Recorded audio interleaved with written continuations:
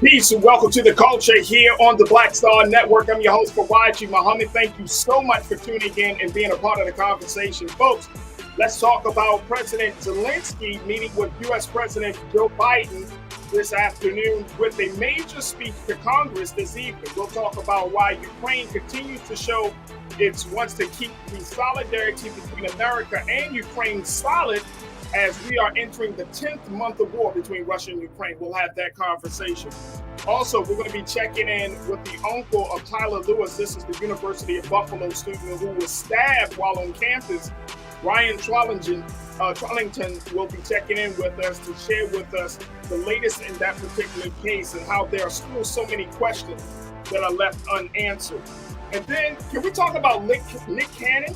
How he has lamented about not being there for his 11 children with the 12th child on the way.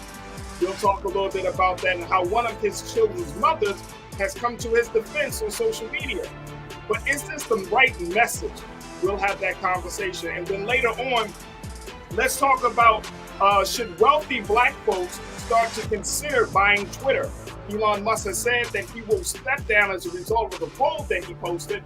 But now, people are wondering what will be the fate of the social media. Stay with us, all of that, and I got something for trends posted during the most. So stay with us. It's all happening on today's edition of The Culture here on the Black Star Network. Let's go.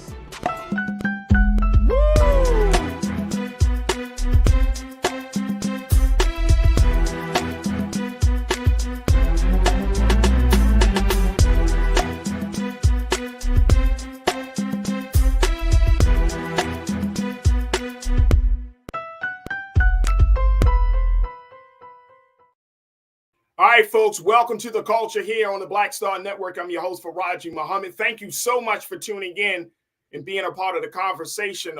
First up, let's talk about the big conversation or the big meeting between Ukraine President Zelenskyy and President Joe Biden this afternoon. The meeting will be held as a result of both presidents trying to figure out what's the next course of action as the war between Russia and Ukraine has hit a 10-month milestone, and there has been a change in strategy as Ukraine are not just fighting Russian forces on the city grounds, but also in the forest as well, in the forest of Ukraine. So the President Biden will be meeting with Zelenskyy today.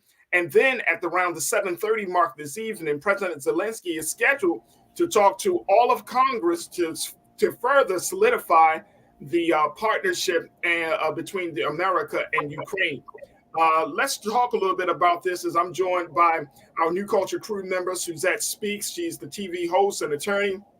You can definitely check her out on her YouTube show, Suzette Speaks. And we are so happy that she's joining our team. She joined our team today to be a part of the conversation. Suzette, how are you this afternoon? Fantastic. Season's greetings to you, Faraji, and to everybody watching. Thank you so much for having me. Absolutely, absolutely. All right, Suzette, let's talk a little bit about what's going on in D.C. Another big meeting between the president. Some people, it's been reported, Suzette, that this is a quote-unquote surprise visit by Zelenskyy.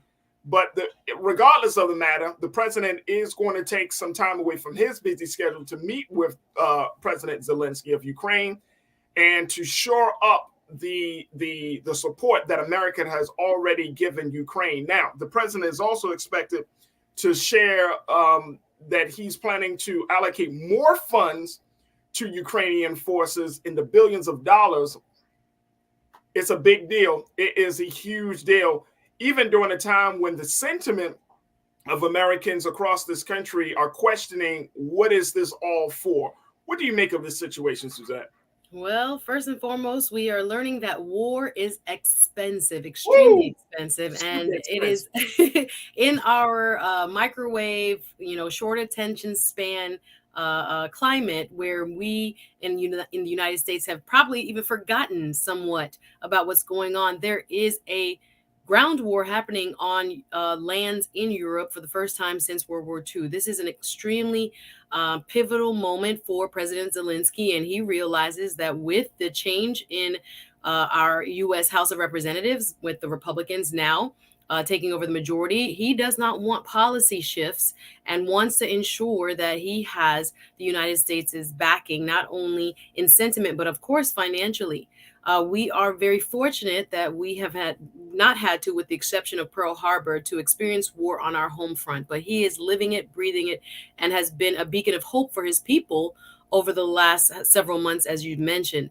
What strikes me about this is that I've never seen, and again, taking kind of a shorter view, last 30 years, someone who is in the middle of such a pivotal war come to the United States, to the White House, to meet currently with a leader while the war is going on. Of course, they had to make it somewhat of a surprise because, of course, Vladimir Putin is watching every move and has gone to new levels of destruction. He has started, or over the last several weeks, has been attacking the infrastructure related to the power grid in Ukraine. As you may not know, or some of you may, who are following what's going on over there, this is a kind of a human rights condition, really, because it gets so cold and it's wintertime in Ukraine. And instead of fighting soldiers, face to face or on the battlefield, he is now attacking civilian, or has been attacking civilian strongholds where he is looking at the energy grid as a weapon of war. So you have people literally freezing while this war is occurring. And so Mr. Zelenskyy is here to plead his case. He is going to get the audience with the joint session of Congress, as you mentioned, later on this evening. That shows how much of an important visit this is for us. I know strategically we would rather have, or I believe the U.S. government would rather have Zelenskyy fighting Mr. Putin directly and supporting his efforts, as opposed to us getting kind of entangled through kind of a NATO, which I say domino effect, if this goes any further. So it's very important for us to pay attention to this visit. Absolutely. And this is an entanglement that I don't even think Jada Pinkett would have agreed to. Poor sense of word choice. Yes, okay. But it's I mean, it's an expensive entanglement, considering it comes to the tune of $1.85 billion that the U.S. has already agreed to support Kyiv and Ukrainian forces. Another 1.8. I mean, there's already been billions of dollars that has been spent on this situation, but now it's just money is just going. And my concern is, one is that I think a lot of American folks trying to figure out, like, what to what end, right? We're talking about all of these domestic issues that have yet to be really addressed, or these domestic issues that have yet to be really funded, and we're dealing with a situation over there. And I think that has always been one of the huge challenges of this country, traditionally and historically, that when wars are fought on foreign ground and America invests in those countries of interest, that the American people feel like, who's picking up the tab for this one? And I think that's one of the key things that I don't think that this White House has really communicated. And I mean, this is not just about Biden. Republicans don't communicate things when they make big decisions. I'm talking about like a President Bush or past Republican presidents. The Washington don't talk to the American people and say, hey, we want to send $1.8 billion of your money that's coming from some pot. All these taxpayers here, yeah. Is that okay? I mean, there's no conversation. It's just, and I mean, maybe we shouldn't expect a conversation, but I'm just thinking, like, $1.8 billion can help out a lot in America, not across the waters.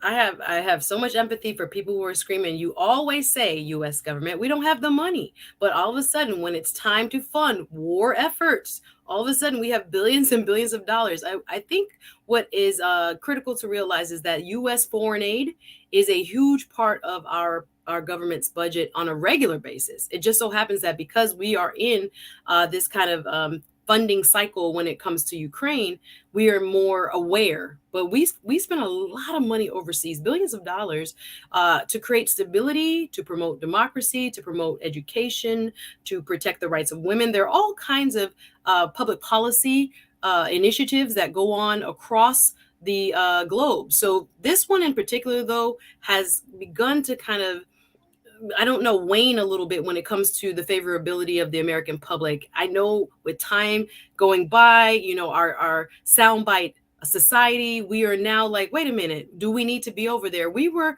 a critical part, I think, especially in the beginning stages of being somewhat of a deterrent. I think we, in my personal opinion, need to keep to a certain level funding this war and helping the Ukrainians fight Vladimir Putin on their turf, so that we don't become entangled, like I said, even further, as this can grow into a world war, honestly, with, you know, just the drop of a wrong bullet or bomb in the wrong state. So it seems like, oh my goodness, we should be doing other things, but it is still a very critical ground war that we need to support. Absolutely. All right, folks, we got to take a quick pause. When we come forward, we're going to continue our conversation about this meeting between President Biden and President Zelenskyy. And they're expected to do a joint press conference at 4:30 p.m. Eastern Standard Time, and continue to take your comments. We're going to start taking your comments in the next segment. So stay with us. This discussion continues here on The Culture, here on the Black Star Network.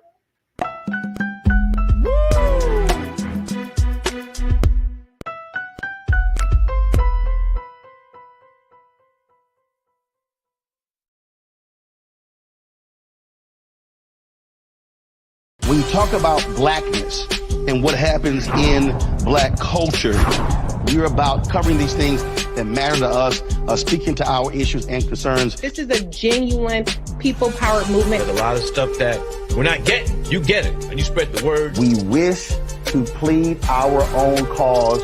Too long have others spoken for us. We cannot tell our own story if we can't pay for it. This is about covering us. Invest in black-owned media. Your dollars matter.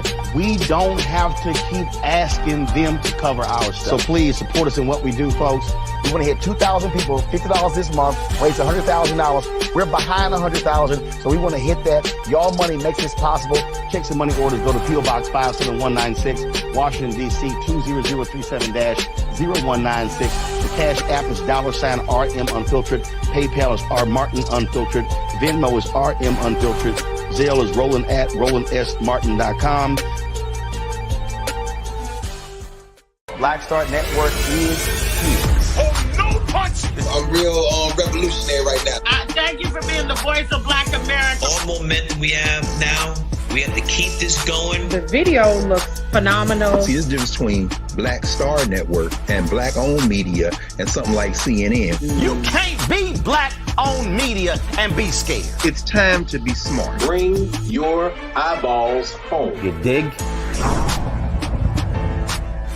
Hatred on the streets, a horrific scene, a white nationalist rally that descended into deadly violence.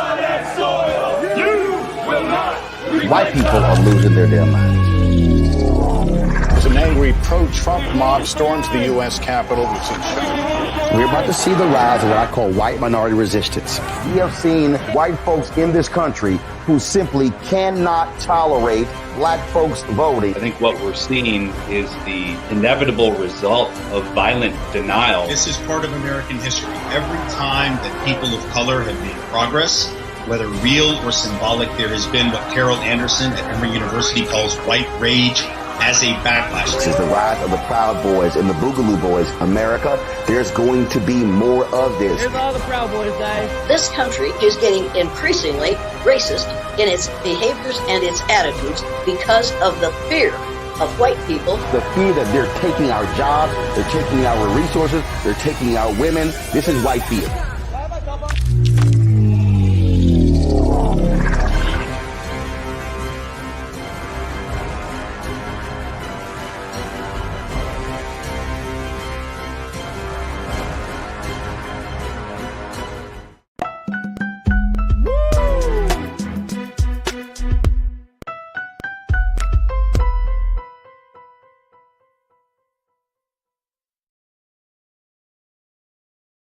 All right, folks, we have been talking about this historic meeting between President Biden and President Zelenskyy of Ukraine, who has made his way from Ukraine. And this is the first conversation, the first in-person meeting since the war started between Russia and Ukraine nearly 10 months ago.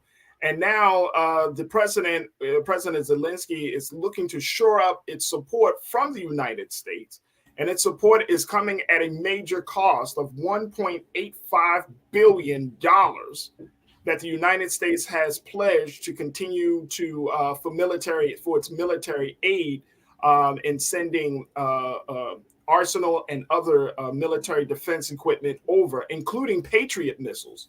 Now, also, President Zelenskyy is scheduled to talk to a joint session of Congress this evening at 7:30 p.m. Eastern Standard Time, and leaving many people to wonder what is going to be what's the end result of this whole process, as Russia and Ukraine have been engaged in war for the past 10 months.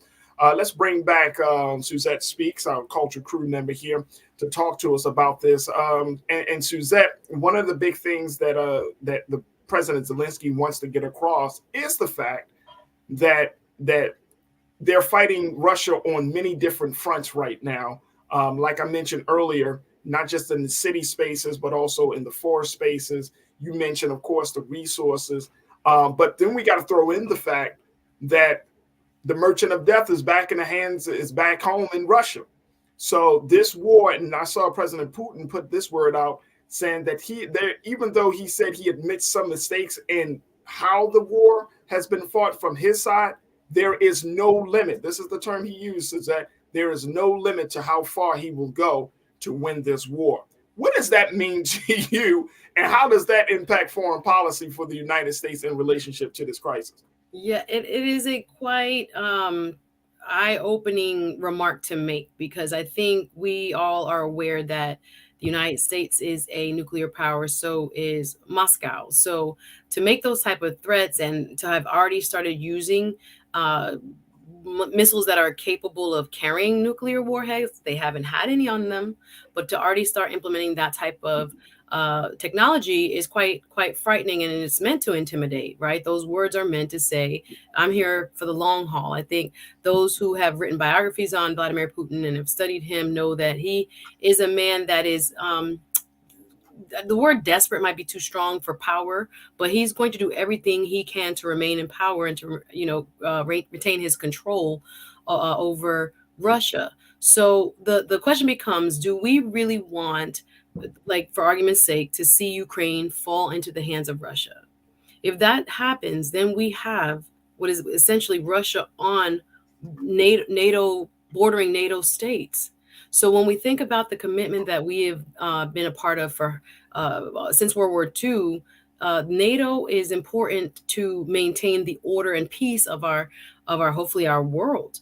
But I think in this instance, seeing this visit, it is a large, which is a symbol of how committed the United States is to the Ukrainian cause. So looking at this visit, I think it's something that will raise eyebrows in Moscow, will allow, the rest of the world to remember this is happening and to know that we're not the only ones that should be supporting it.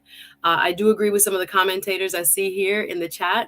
We always want to find money for war, but we never find anything when it comes to other public policy that can actually help United States citizens and Americans. I hear you loud and clear. But the implications of what it would mean to have Ukraine fully enveloped into Russia, I think the stakes are too high for us to kind of back out now. And I think other powers in Europe are also feeling the same way and also are lending their support. But of course, we are like the driver. Some people call us the world police, and they're mad about it. But we've held that role for some time, and some would argue it's actually a good thing that we have that role, that we are trying to maintain that hegemonic order. But I think it's something that, again, when we look at the ramifications of what happens if the Russians win, it'll probably allow us to kind of maintain that long view as to why we are investing all this money in the first place. Absolutely. I hear you. Let's go to our culture crew.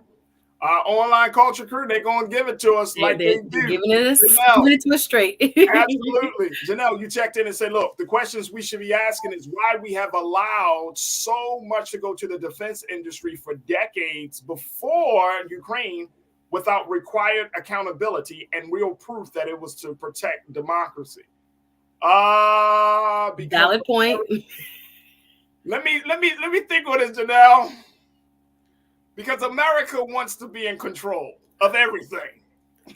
And powers that be got to make money.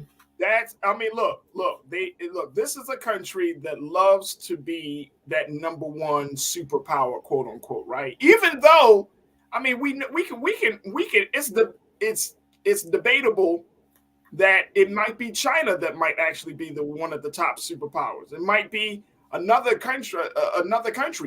But America has, to your point, Suzette, America loves being a superpower. We've been doing it for years, and unfortunately, it has gotten us into some real quagmires over the years. I mean, we don't have to think back far, like, oh, World War One. We could think about the Korean War. We could think about Pearl Harbor. We could think about Vietnam. We could think about the war in the first Gulf War, right? We could think about the second Gulf War. I mean, war is so unpredictable that you can't go into it thinking you're going to quote unquote win, because there are always some factors that you have not considered, and there are some factors that you did not know existed. So that's the unpredictability of war. Let me see here. Let's go to my sister Corinna. Corinna, you said take note of how Congress passed bills for Ukraine with no debate about how it will be paid. It has been some of the biggest bipartisan bills passed this year, but the media never mentions that part. Yeah, I would agree. But guess what? Guess what, folks? They don't care. I mean, seriously, and I mean this. We want to believe. Look, and it's Suzette. I'm convinced. We have, as the American people and constituents of this country, we have internalized democracy, right? So we have this expectation that democracy, communicating with the people, getting agreement by the people, making decisions, making decisions that are approved by the people. We believe that. That's what we have been conditioned to believe. Those in power say, yeah, we're going to put that word out, but we're going to still do something else behind the doors. Behind the scenes, we're going to make some decisions based upon our interests, not necessarily based on what the people want. That's how I'm seeing it. Am I wrong in thinking that? No, I think it draws back to the two philosophies that we've seen even in the two presidents. One saying America first. I think, and again, in theory, that he didn't always apply it, but he would say that we should focus inward. We should look at what the people here, and again, for him, it wasn't everybody, but it was the people here that voted for him, was the truth. But nonetheless, he was an inward-looking president with the ideology, at least, that anything that we do should further American interests, and we should be focused on what was happening more so on American soil than other places. Then you have this other kind of school of thought, which is, again, the outward looking, that the more places that we have influence, the better we are economically in the long run anyway. This is why we just had the African leaders here. We're late to Africa. Quite frankly, Russia has been there. China has been there, building infrastructure, making deals with governments, funding whole governments in what they've done in terms of trying to find new spheres of influence. And again, that's the youngest continent, but we are now, okay, President Biden, extending an arm, we want to be there for you too. So if you are not involved overseas, there are other players that kind of fill that vacuum. I've seen it happen in the Caribbean as well. If you're not there, China is funding new bridges, roads, all kinds of things, government palaces, so that it has that kind of informal but very real influence. So if you are of the thought process that we have to kind of promote democracy and spread capitalism so that our dollar continues to be the international currency, we don't really want to answer to, for example, a yen, or we don't want to have another power be able to tell us what to do and tell us to fall in line. So it just depends on where you're landing on that kind of, America first kind of philosophy, or whether you believe that for the world's order's sake, it's more important that America have its tentacles all over and have that influence so that we continue to stabilize, world economies as well as, world peace. Absolutely. I couldn't agree with you more. Well, we're going to have to see what's going to be said from President Zelenskyy as he addressed the joint Congress, as he addressed Congress this evening. It's going to be very, very interesting. But just know, if there was a poll about whether America may, should continue to support Ukraine, they might be surprised at the results. But the sentiment is just not all the way there. That representative leadership sometimes it doesn't seem to be representative. Your point is the representatives ain't representing. I hear that. All right, look, we got to take another quick pause. When we come forward, folks, let's have a conversation about the unusual, unanswered, and unresolved case of Tyler Lewis. This is the University of Buffalo student who was stabbed to death while on campus, and his family is wondering what happened, why did it happen, and wants to hear some answers and get some accountability. We check in with Tyler's uncle on the next segment. So stay with us. That conversation is up next here on The Culture on the Black Star Network.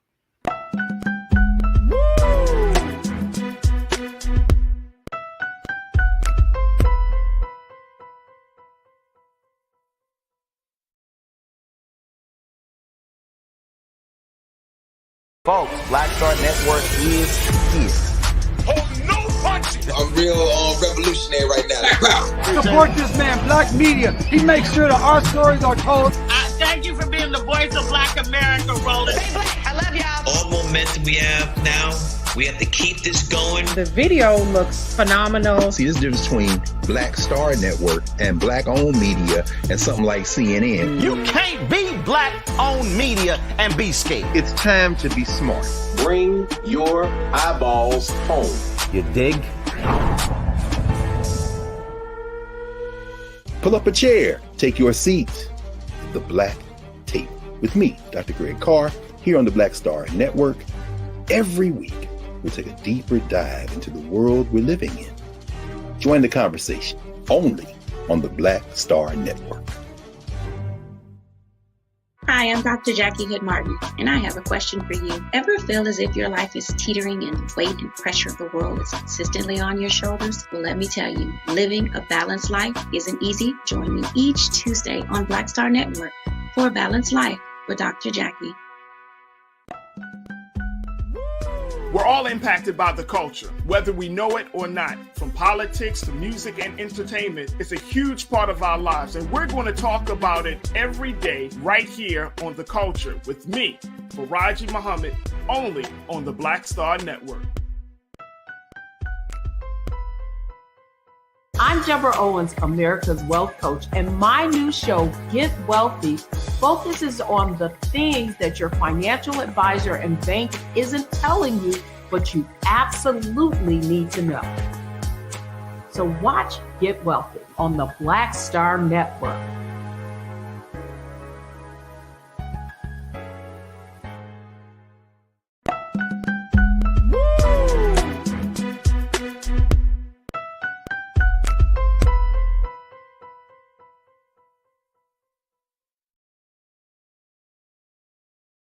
Folks, in October of this year, 19-year-old Tyler Lewis was unfortunately stabbed to death on the campus of the University of Buffalo.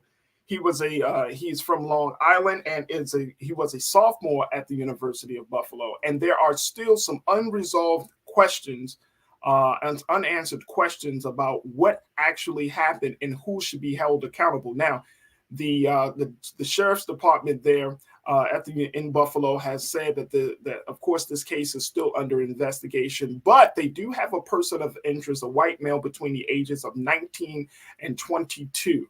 Even though when Tyler was found stabbed to death, he was with a group of friends who have all hired attorneys and have not answered questions in regards to what happened to Tyler Lewis. Here to talk to us a little bit about this case and to express some level of frustration around not getting certain questions answered is Tyler Lewis's uncle, Ryan Trollinger. Ryan is checking in with us on behalf of the family. Ryan, thank you so much for being with us, brother. We truly appreciate it. I think we got you on mute, brother. Are you on mute? Let me see. Can you hear me now? Yes, sir, brother. Thank you again, Ryan, for being with us this afternoon. Absolutely, and I appreciate you letting me leverage your platform to elevate Tyler's story. So thank you again. Absolutely. So unfortunately, your nephew was killed on campus back in October this year. But 2 months later, there are still a lot of questions. There's no real answers as to what happened on that fateful night of October 19th. Is that correct? Yes, absolutely. It's been 2.5 months, but it feels like yesterday that we lost Tyler. The holidays are upon us. My family is devastated. My sister is heartbroken. We're all heartbroken. Tyler was the youngest part of our family. Everybody gave the gifts were around Tyler. So like right now, nobody's really celebrating. So we're all broken.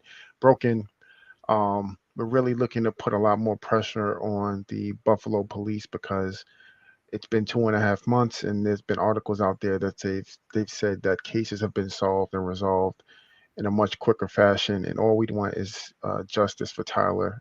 He deserves that. He's a young man. He had so much potential, and he didn't deserve this. Your sister Ronquisha Lewis. Ronquisha. Yep. Excuse me.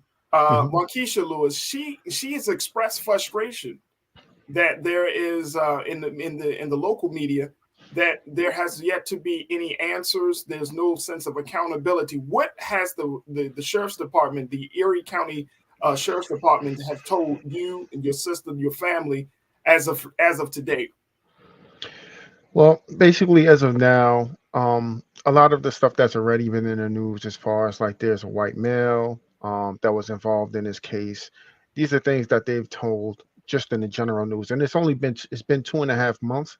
That doesn't seem like it's a long time, but it's been only moment is just it's just even more adds to the heartbreak. We're just trying to get answers. They've been very unclear as far as like what exactly has happened during that time. They have all of his phones, his computers, all of that. So I believe they have a scenario that they can bring forward and give us some more information. However, they haven't done so. Do you think this case is a case of race?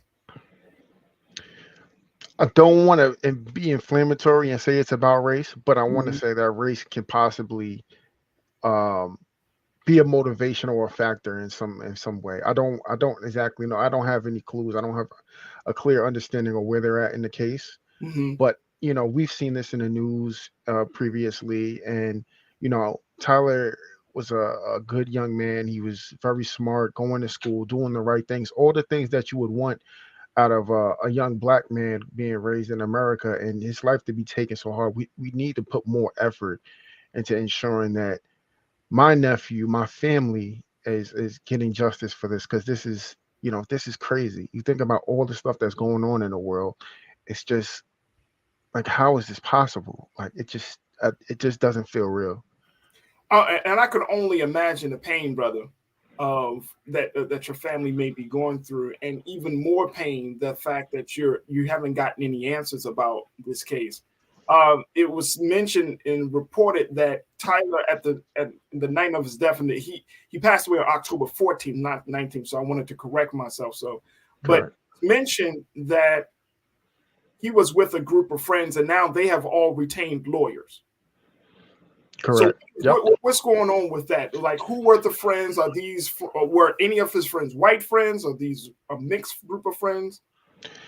So this is part of the information that we don't have as well today. So they told her that he was with a group of friends going to a party. They haven't given us really clear details as far as like what Tyler was, what are the mishappenings, like, or the happenings, so to speak. Like they mentioned that he got there at 7 o'clock. There was an altercation, and Tyler happened to get stabbed. So they didn't mention anything else, related to the case. That's pretty much all we have. And was he the only person that was stabbed that night? He was the only person. Wow. Talk to us about, Brother Ryan, talk to us about this tracker that your sister, his mother, Rakisha, put on his phone. Yeah, absolutely. So I believe it's a part of like the iPhone where you can kind of track your relatives or the part people in your family. So she had this, and she was able to track Tyler if he went anywhere, especially because, at 19-year-old, sometimes he has the car. You want to know where your son is. So that's part of what she was able to get, but it doesn't tell you exactly what the person's done. This person is, 20 miles away, but you don't know exactly what they're doing there. Now the police have accessed the phone, and have they found any clues from that? Don't know. We don't have any. They haven't given us any information around that. So I'm assuming that you and the family have retained an attorney on this for this case, Brother Ryan. We're in the process of that. Okay. At in the immediate time, we were speaking with the law enforcement, trying to get as much evidence and information as we can. Albeit not as much that we'd like at this moment. I'd like to say that I have full faith in the law enforcement, but as each moment goes on, it's being harder and harder to, you know, have confidence in them. Um, I know people have to do their job, and if I mess up on my job, I'm held accountable. I Sure. just want to make sure that the folks that are involved in this case, they're doing their due diligence to make sure that Tyler is brought to justice and our family has the truth of what happened. I want to bring back my culture crew member Suzette, who is an attorney on this Okay. for this. Suzette, what in a case like this with Ryan and Rakisha and Tyler Lewis's family, like, what recourse can they take, given that they're not given as much information, and it's been 2.5 months at this point, Suzette? Yeah, I have to be very careful because I am a licensed attorney. So anything I say here is not direct legal advice to you. I don't know enough about the case. I've been trying to read up in preparation for today's show, but you need to, in my opinion, retain legal counsel as soon as possible. Just for informational purposes only. I've seen cases like this where there has been some sort of wrongful death. Here in Florida, of course, where families are trying to be as cooperative as they can with law enforcement. But sometimes, and again, I don't know the specifics of your case. You're going to have to speak to an attorney in your jurisdiction. There are these feelings, especially among Black folk, that if we are more cooperative and less combative or less aggressive, we'll get what we need. What can happen to you, though, in that type of dynamic is that things get brushed aside, swept under the rug, and sometimes even ignored because trust me, law enforcement is trying to protect law enforcement, right? And anything they're trying to do, they're going to try to make sure that they have the best narrative as far as it reflects upon them. So you may want to look at other ways. I saw online that you guys have been reaching out to elected officials. You need to be tagging them in everyday posting about your loved one, tagging your state house rep, your U.S. senator, your local officials, your council. The things that we sometimes have to do in order to get our loved one's name out there, it may be uncomfortable, but I think sometimes the court of public opinion can help push specifically law enforcement. It might be uncomfortable, but again, I would advise you to seek counsel from an attorney in your jurisdiction so that they can help guide you. But again, sometimes the quiet approach is not the best as far as the outcome that we desire. Yeah. Unfortunately, yeah, I believe you're 100% accurate because we know we've been cooperating, and it just seems like 19-year-old Black male going to school doing the right thing. You should want to help the family to solve this case, and as we've seen far too many times, some of this stuff with Black folks just gets swept under the rug, and that's disheartening. Yeah, we're going to give them the benefit of the doubt, but you got to look at Buffalo Police Department. I don't know what their track record is, but again, you want to stay on it. And again, I with much empathy for your family, this just doesn't seem right. There seems to be a lot of unanswered questions, and you need to, be pushy a little bit to get those answered.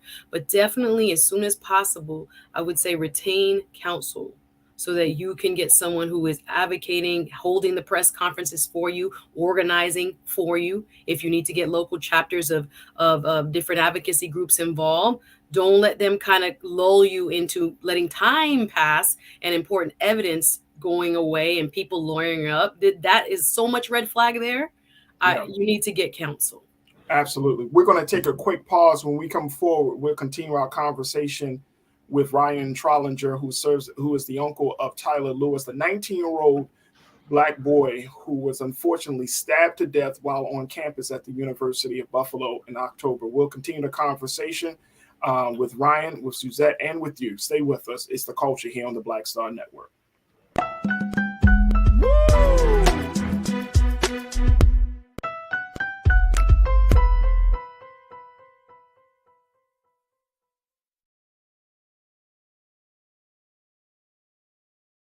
Black Star Network is here. Oh, no punch! I'm real revolutionary right now. Thank you for being the voice of Black America. All momentum we have now, we have to keep this going. The video looks phenomenal. See, this difference between Black Star Network and Black-owned media and something like CNN. You can't be Black-owned media and be scared. It's time to be smart. Bring your eyeballs home. You dig? When you talk about blackness and what happens in Black culture, we're about covering these things that matter to us, speaking to our issues and concerns. This is a genuine people-powered movement. There's a lot of stuff that we're not getting. You get it, and you spread the word. We wish to plead our own cause. Too long have others spoken for us. We cannot tell our own story if we can't pay for it. This is about covering us. Invest in Black-owned media. Your dollars matter. We don't have to keep asking them to cover our stuff. So please support us in what we do, folks. We want to hit 2,000 people, $50 this month, raise $100,000. We're behind 100,000, so we want to hit that. Y'all money makes this possible. Checks and money orders go to P.O. Box 57196, Washington, D.C. 20037-0196. The Cash App is $RM Unfiltered. PayPal is R Martin Unfiltered. Venmo is RM Unfiltered. Zelle is Roland at RolandSMartin.com.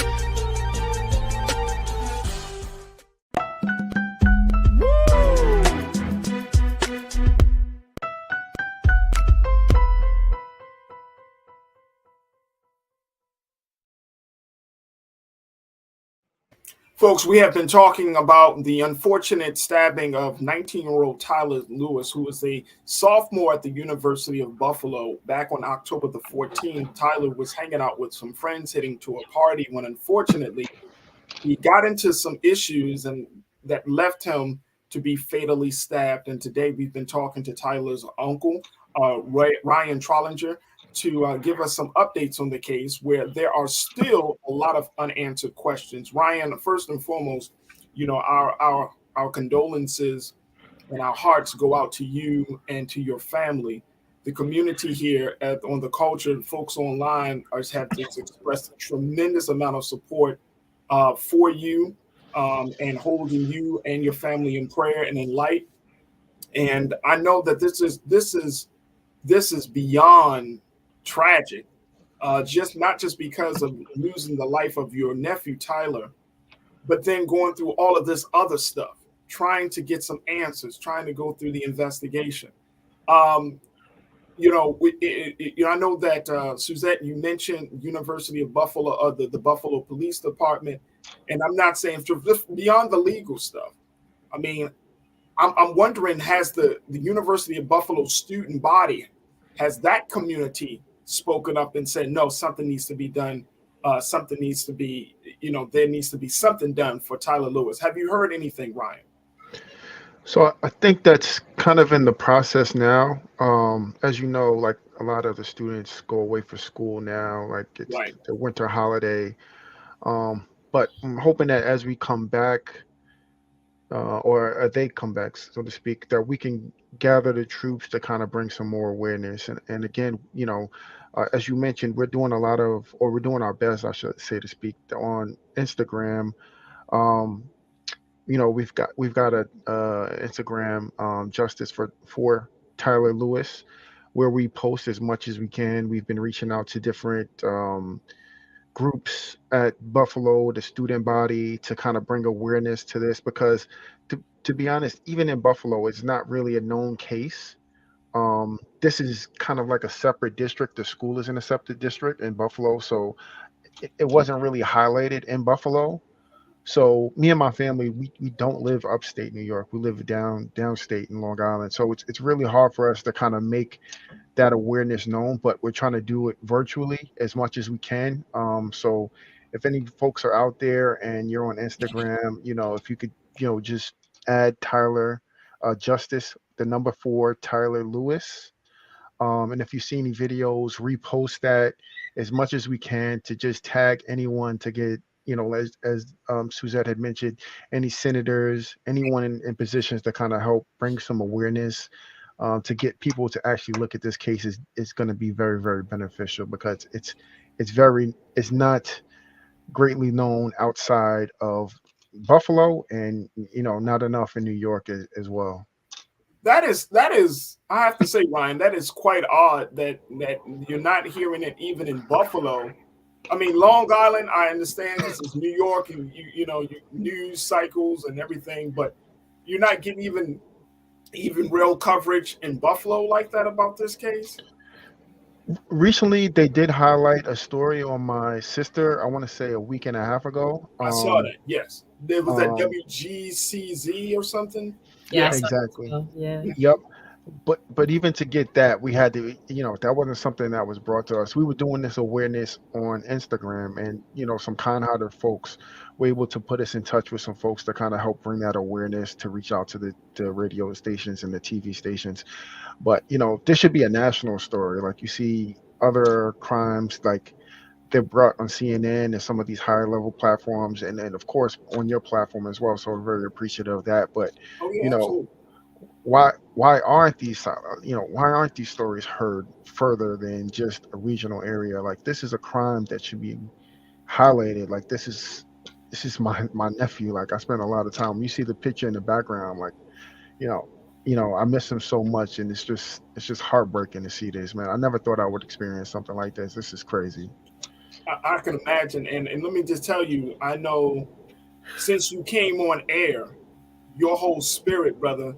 I mean, you are hurting, and I'm hurting. I'm hurting with you. I have a 9-year-old son, so I can only imagine that you raise a black boy to go a certain path, then he makes it to college, and then it's like he just gets snatched away in such a senseless way. So I can only imagine, brother Ryan.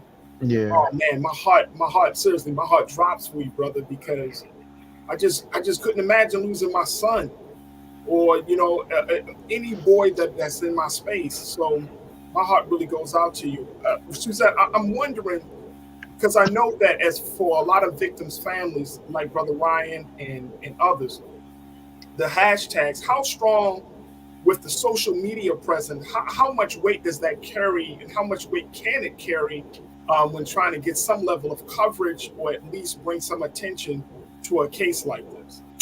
I think, and I applaud you, Uncle, for doing as much as you can. I think sometimes we forget that these things don't happen in a vacuum. People still got to go to their jobs. People still got bills to pay. People still, life is still happening, even though you have gone through some major tragic incident of losing your nephew in this way. So I can imagine how much stress and how much pressure is on you and your family members.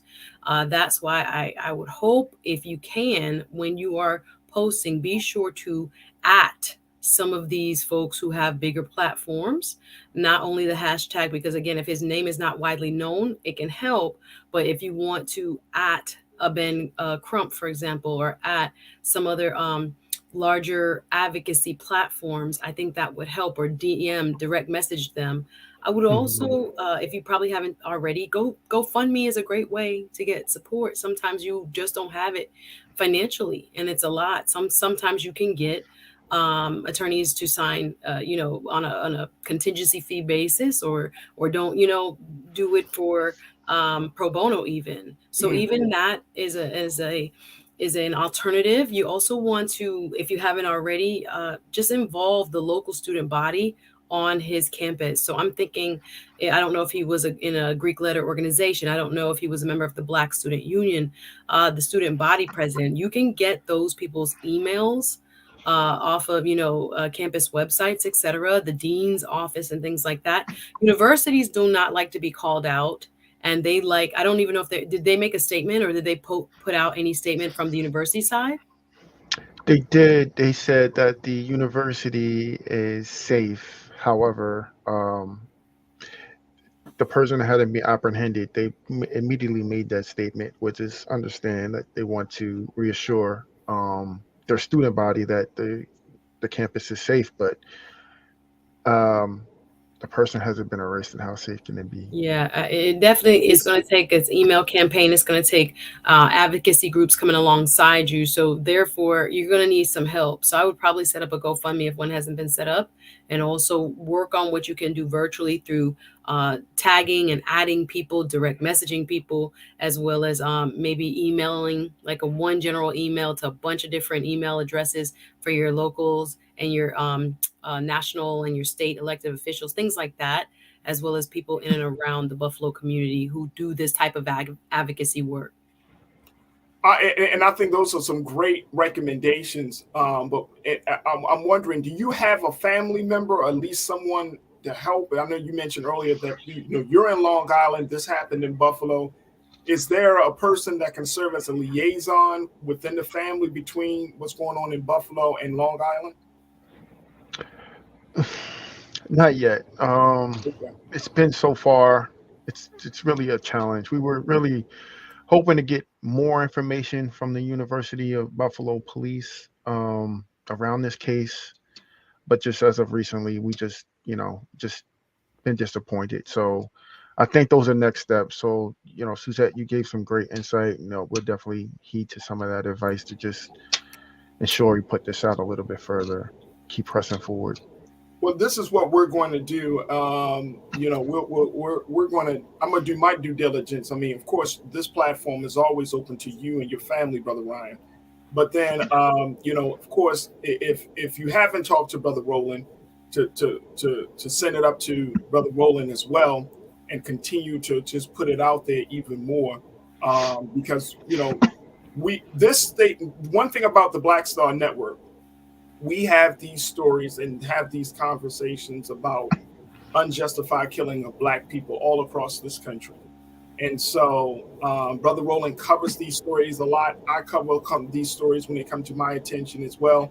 So I'm going to do my part. And Suzette has a YouTube. I would love to have you on. And we can start to build the network. And we can talk off air about some opportunities, some other folks that I think that will be helpful for you and your family to get the word out, because the media attention, and I mean, it's unfortunate, you gotta let, it's kind of like quote unquote, and I hate to use this term, but gotta put that story out there, sell that story, so that way it can kind of work its way all the way up to the top. Because to Suzette's point, a lot of these institutions and even these police departments, they don't move until they feel that public pressure. And this will be swept under the rug.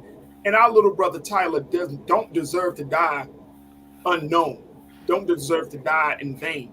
And so we're not going to allow that by the grace of the Almighty, that we're going to make sure that his story of being the great nephew that he was, his story of being a phenomenal young Black man, his story of being a great student, his story of wanting to live, is going to be told properly. But it starts with us here at Black Star. So you have our full support, and we'll definitely get you connected, and I'll connect you with Suzette and others, and helping you to get this story out there. Is there anything else that you want us to know to help you in this process, Brother Ryan?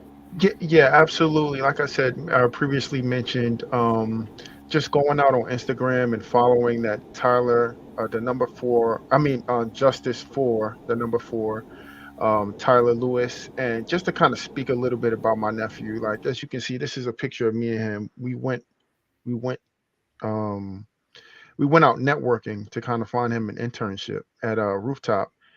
And Tyler wanted to be a very business-minded person. He was interested in real estate. He was interested in business. He asked me about stocks. He knew about starting businesses and all of that stuff. This lost potential is just really, really hard, because I poured a lot into my nephew. I love my nephew so much. It hurts me every single day. I go to the cemetery at least once a week just to talk to him and just pour out my heart and just tell him how much I love him. I used to tell Tyler that I would always have his back. And in this situation, I just feel like I fell short. But this kid was so special. If you guys were ever to meet Tyler, like he would give you the shirt off his back. He had the biggest heart. He would go with his grandmother to church for the whole day. He would go out of his way to buy people stuff. Like this kid was just special. And like for him to go down like this, it just hurts. I can imagine, brother. I can imagine. Well, you have our full support. We will talk offline, and God willing, we'll get this story elevated even more and highlighted even more. And we truly appreciate you for taking time out to tell this story, to share the sentiments of your family. But trust me and trust and believe this, bro. You are home with Black Star Network. You are home with the culture. You are home with Suzette Speaks. We will support you in this effort. All right, Absolutely. Brother Juan? Bless you. Thank you so much. I appreciate you all for having me on today. Stay strong. Don't blame yourself. Stay Absolutely. strong. Oh, no, don't do that. Definitely don't do that. Give your sister, and I know she is probably going through it, but give your sister Wakisha all of the love and the blessings of us here on Black Star Network, brother. I'm telling you, we want to send her some good vibes, good energy, a lot of hugs. This is a trying time for you, her, and the family. We're here for you, bro. We are here for you. Thank you so much. I appreciate you, and love to your family during the holidays. I wish you guys, blessings. Absolutely. Thank you. Folks, we got to take another pause. When we come forward, let's have another conversation about culture and everything. But let's just give us a moment to take in all that you heard. Make sure y'all check out Justice for Tyler on Instagram. Be a part of the campaign to elevate his story so we can finally get some questions answered. Stay with us. It's the culture here on the Black Star Network.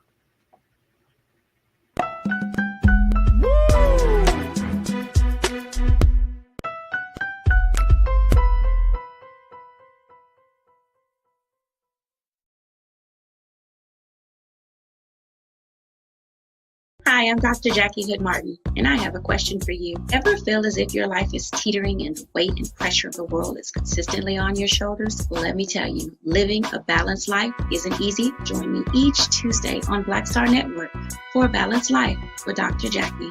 We'll laugh together, cry together, pull ourselves together, and cheer each other on. So join me for new shows each Tuesday on Black Star Network, A Balanced Life with Dr. Jackie.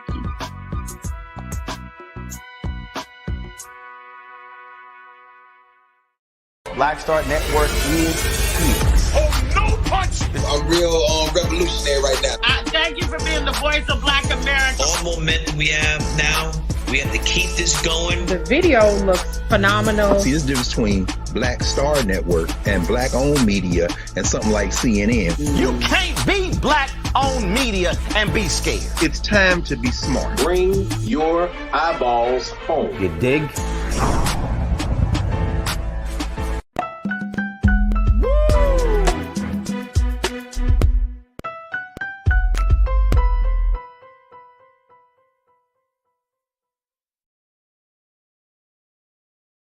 All right, folks. Now we're going to shift gears to talking about another family issue.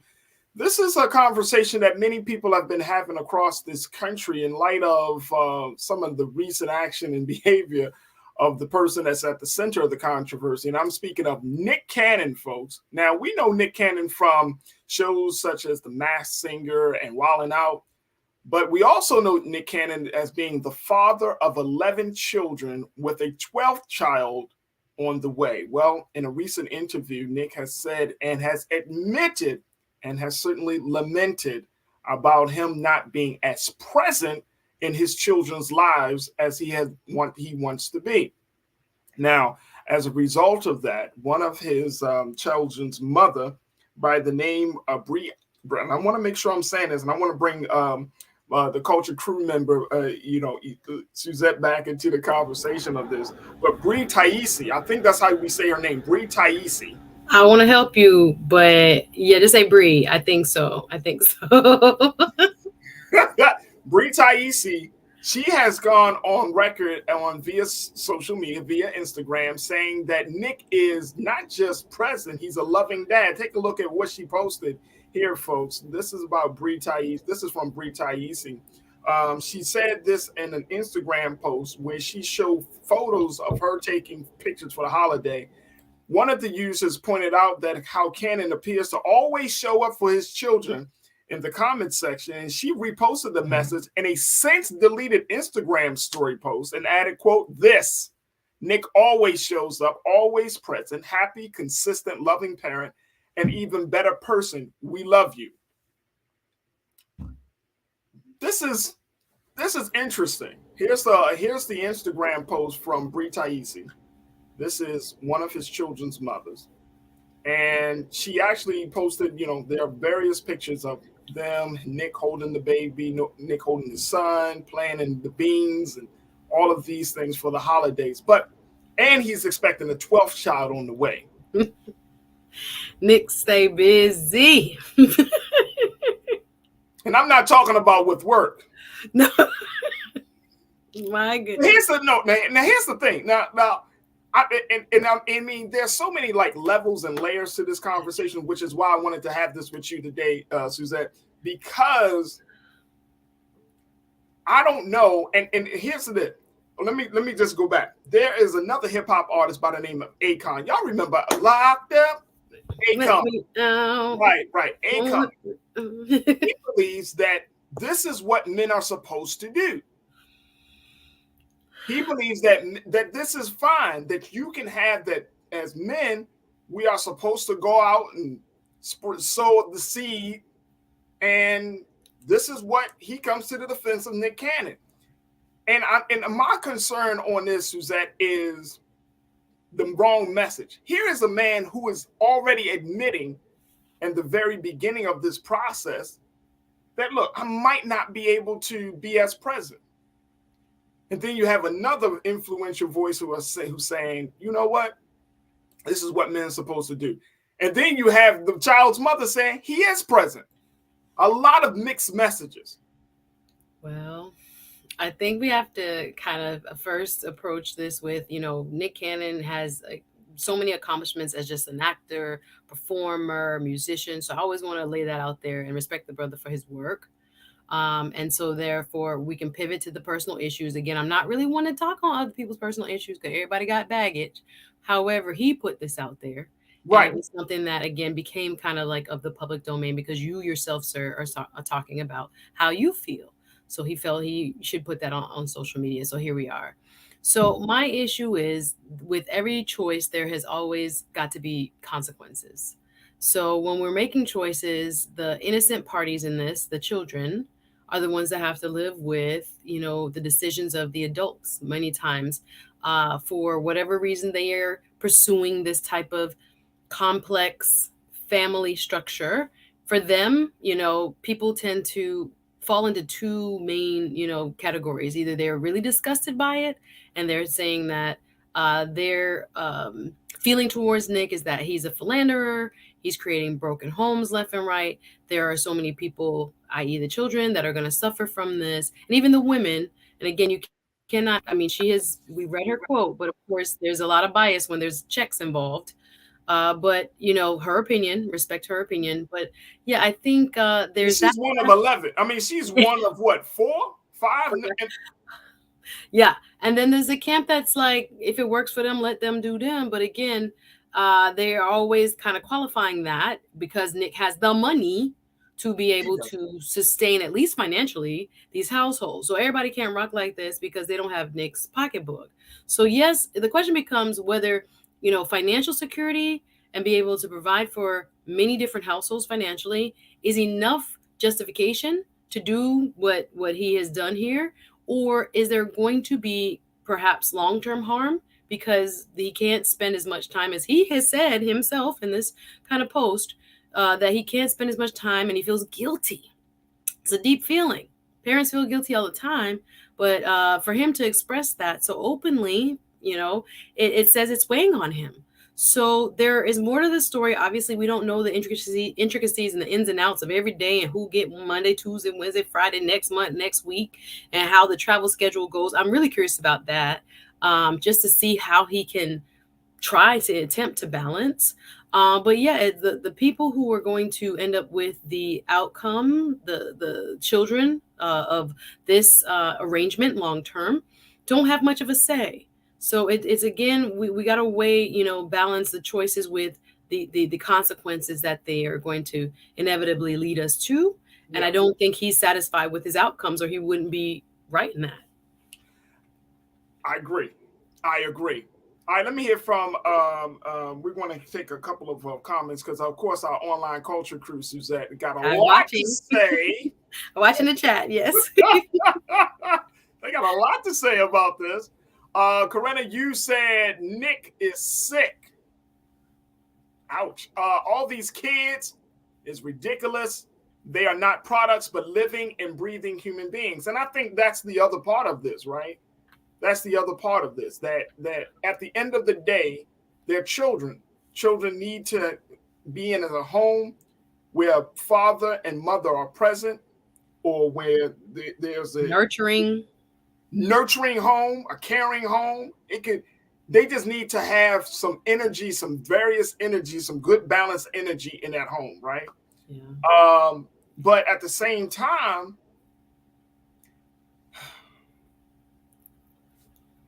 we as adults, we make these choices. Yeah. You know what I'm saying? Is his plan? This is like, these are not oops. These are planned. I'm gonna give the women the benefit of the doubt, because I as a black man, I can't beat up on no black women for making this decision, right? So I can't speak to that. What I am speaking about is just that when you are an adult, quote unquote, a grown ass adult, you should be making some better choices beyond just the present moment, right? And we all fall short in that space. I'm not saying I'm perfect either. Yeah. My point is that as you mature, you really start to feel the sting of bad choices.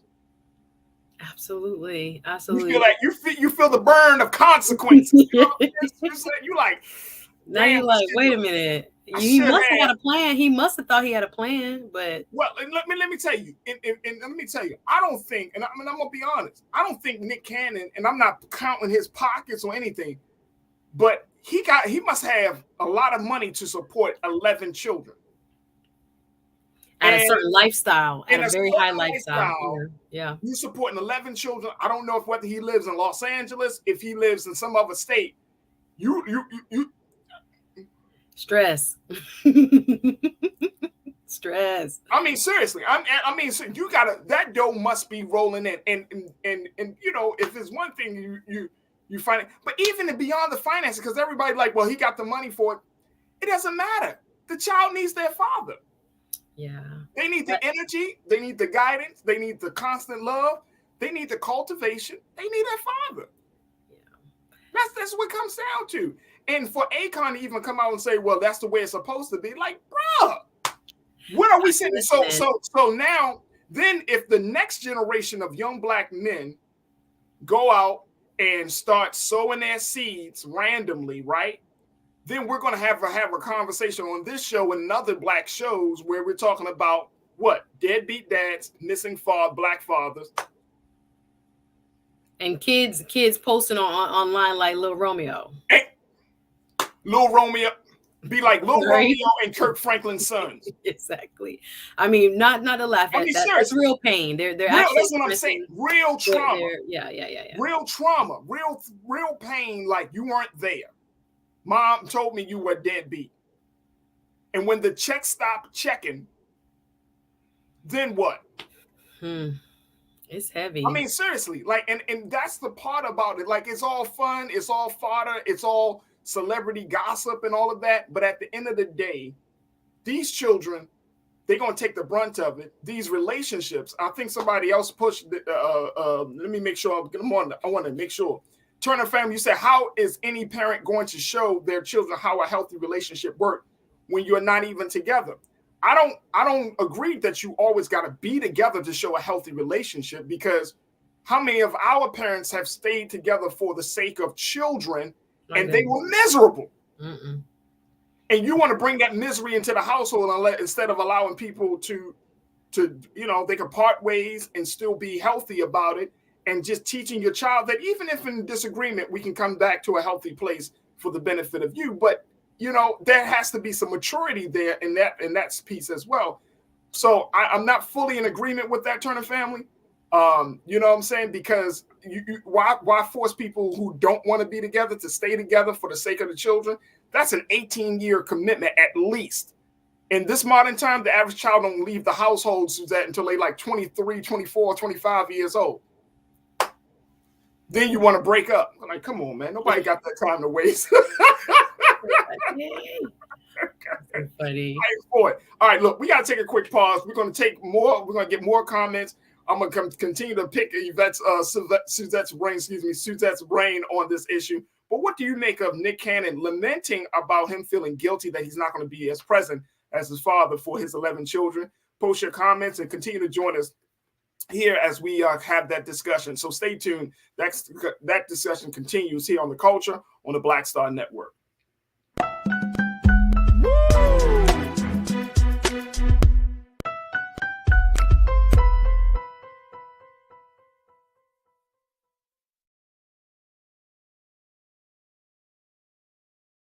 Hatred on the streets, a horrific scene, a white nationalist rally that descended into deadly violence. White people are losing their damn minds. As an angry pro-Trump mob storms the U.S. Capitol, we've seen shots. We're about to see the rise of what I call white minority resistance. We have seen white folks in this country who simply cannot tolerate black folks voting. I think what we're seeing is the inevitable result of violent denial. This is part of American history. Every time that people of color have made progress, whether real or symbolic, there has been what Carol Anderson at Emory University calls white rage as a backlash. This is the rise of the Proud Boys and the Boogaloo Boys. America, there's going to be more of this. Here's all the Proud Boys, guys. This country is getting increasingly racist in its behaviors and its attitudes because of the fear of white people. The fear that they're taking our jobs, they're taking our resources, they're taking our women. This is white fear.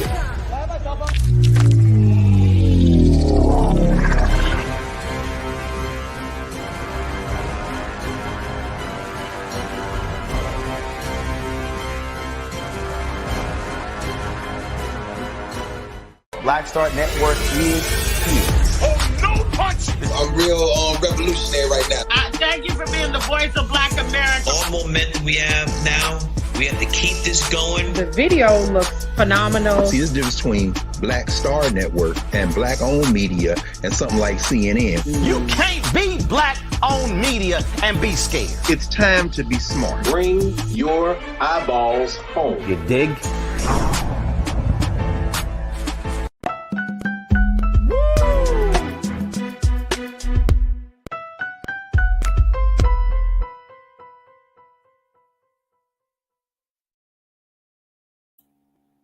All right, folks, we have been having a conversation talking about the recent statements coming from superstar entertainer Nick Cannon, the host of The Masked Singer and Wildin' Out, where he has admitted that he feels guilty about not being as present for his 11 children as much as he wants to be.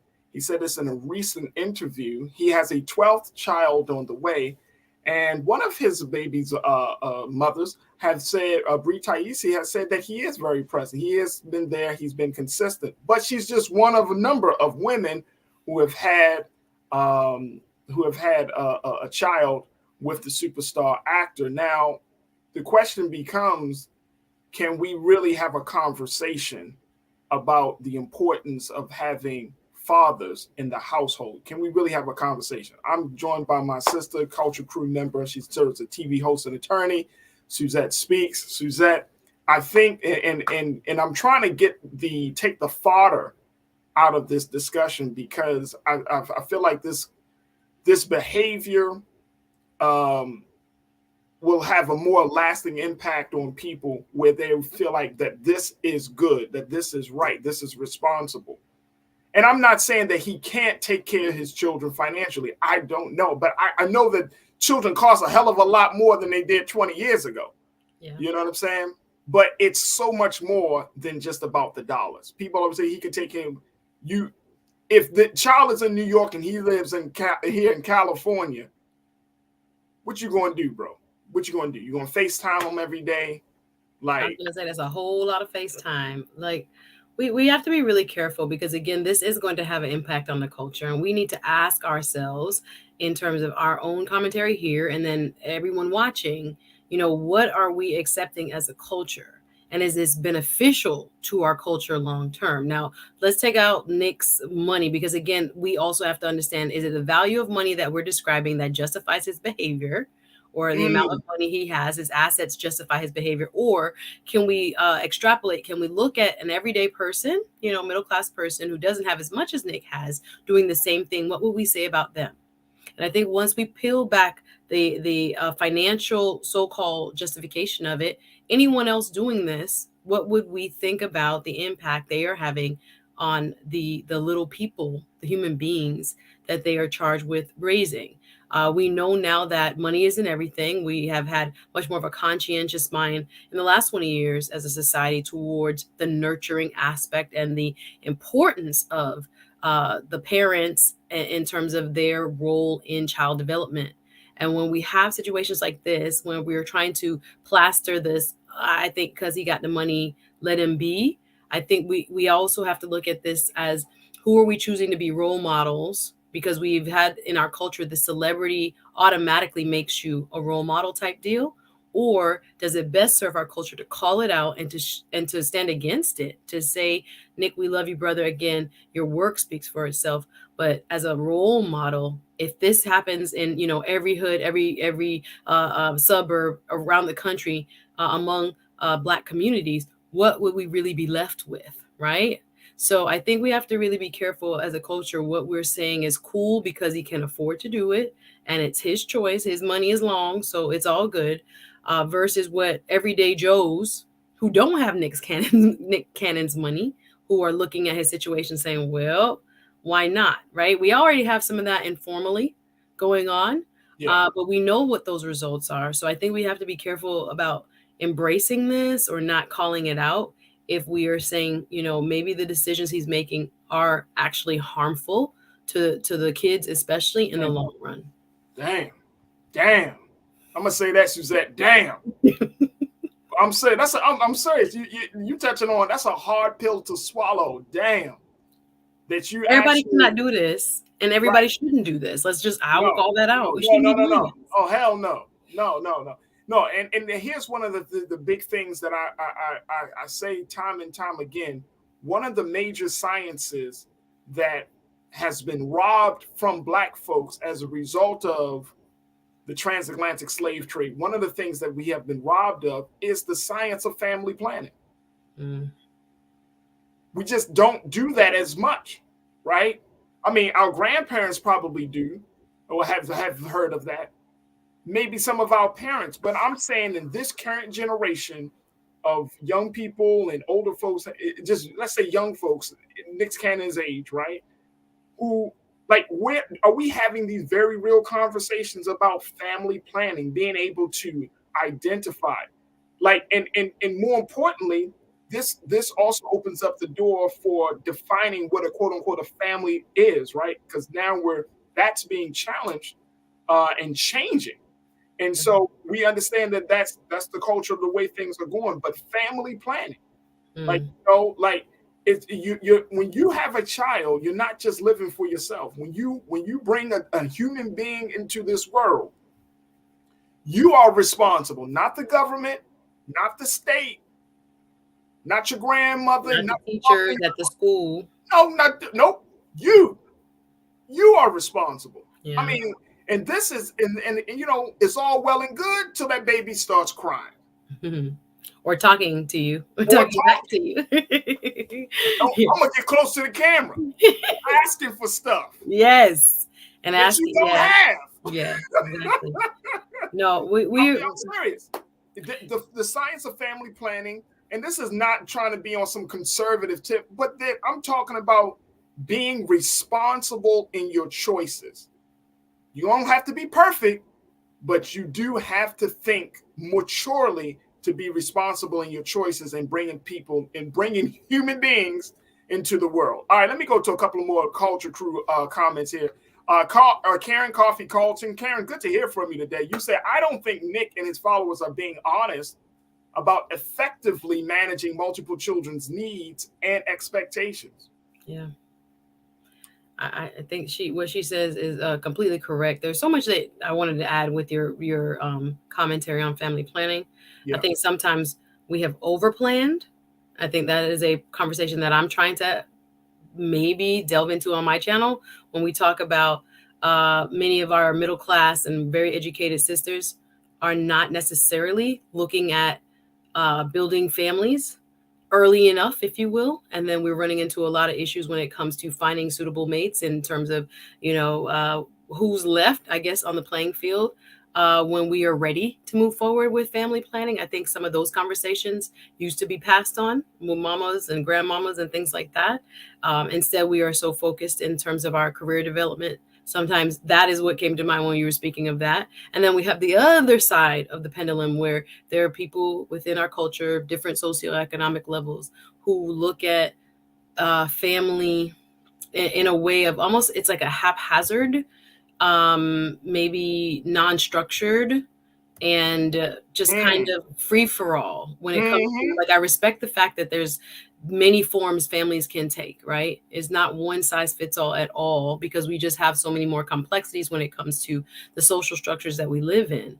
But I do think, we have different degrees of family planning discussions that are not happening, that need to happen when it comes to the full impact on our community and on the individuals involved. So I think there are various ways that you can look at that. But for sure, I think in the way that you may have meant it, when we're looking at what benefits the child the most, the research continues to show, like, a stable, normally two-parent household has the best results. Kids are less depressed. Kids have better scores in school in terms of tests, better outcomes in terms of their life trajectory. Of course, we have many exceptions to that. Everybody wants to paint one rosy picture, but people are human, right? We have exceptions to that rule, but overall, we know that the best outcomes come from that structure.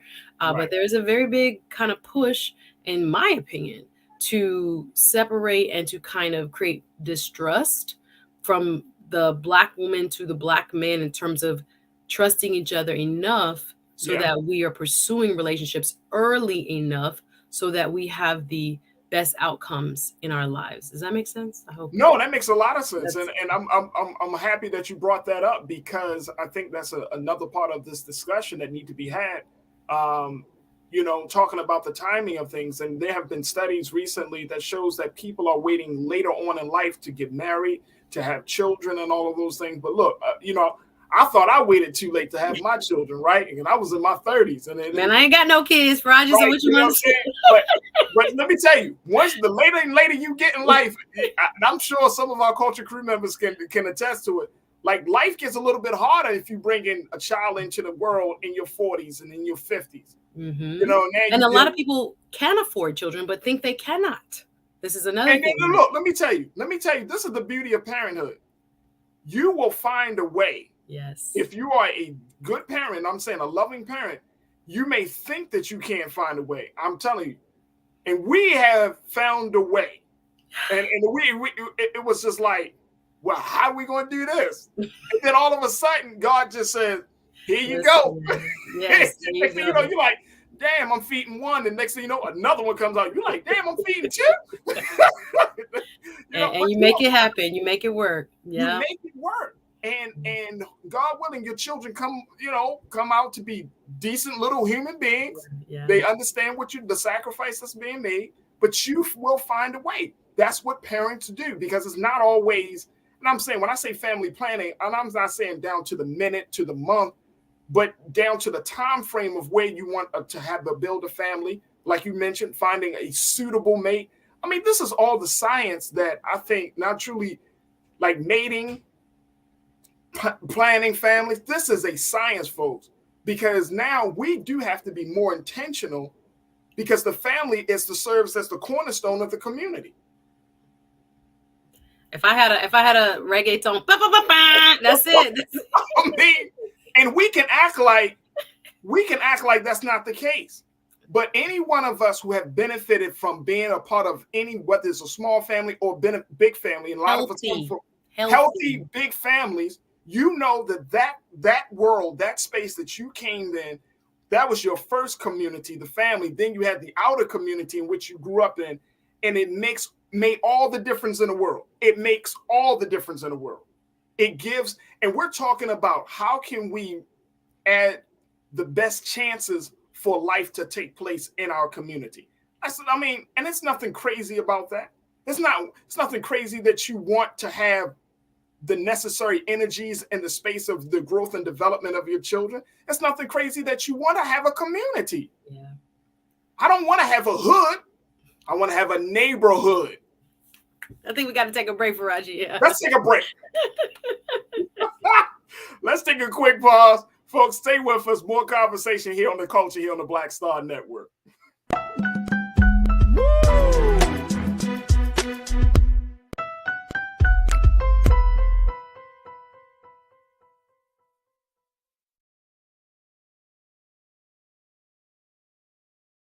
Hi, I'm Dr. Jackie Hood Martin, and I have a question for you. Ever feel as if your life is teetering and the weight and pressure of the world is consistently on your shoulders? Well, let me tell you, living a balanced life isn't easy. Join me each Tuesday on Black Star Network for A Balanced Life with Dr. Jackie.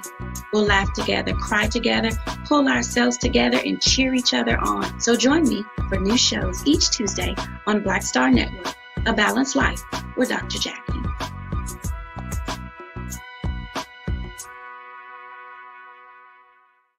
Black Star Network is here. Oh, no punch! I'm real revolutionary right now. Thank you for being the voice of Black America. All momentum we have now, we have to keep this going. The video looks phenomenal. See, there's a difference between Black Star Network and black-owned media and something like CNN. You can't be black-owned media and be scared. It's time to be smart. Bring your eyeballs home. You dig?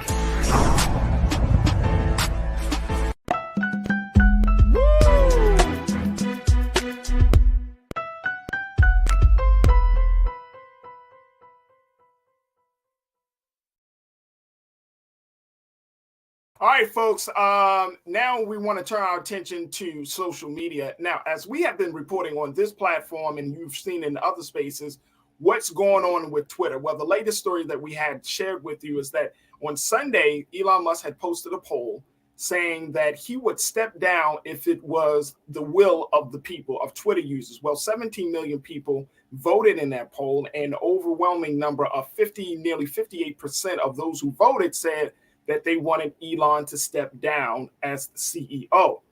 As a result of that, yesterday, the chief twit, I think that's what he called it, he came out and said in a statement that he would resign as Twitter's chief executive. Take a look at this, folks, that this is what Elon Musk put out. He said that he would resign as Twitter's chief executive officer when he found, quote, someone foolish enough to take the job. 2 days after he had asked his 122 million Twitter followers whether he should step down as the leader of the social media site, and a majority of respondents answered yes. Once he found someone foolish enough to take the job, he would step down. This is the headline from the New York Times, that when he will resign as the Twitter CEO when he finds a successor.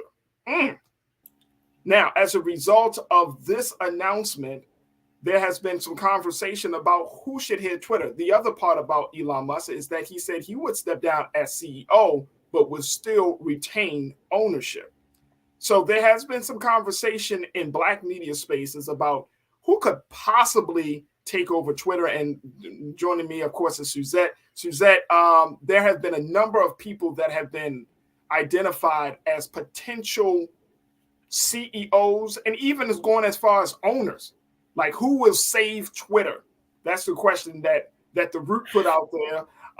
And they have identified a number of people, which I thought was pretty interesting. They say a lot of wealthy Black folks, billionaires and some millionaires, who could possibly save the social media site. My question becomes, though, is this our battle to fight?